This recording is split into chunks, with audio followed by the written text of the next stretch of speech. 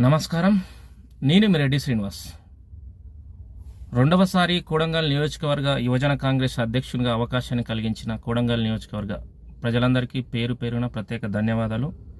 మీరిచ్చిన ఈ స్ఫూర్తి, మీరిచ్చిన ఈ బలాన్ని మరింత వేగంగా ప్రజలకు సేవ చేయడానికి వినియోగిస్తామని గుర్తు చేస్తూ,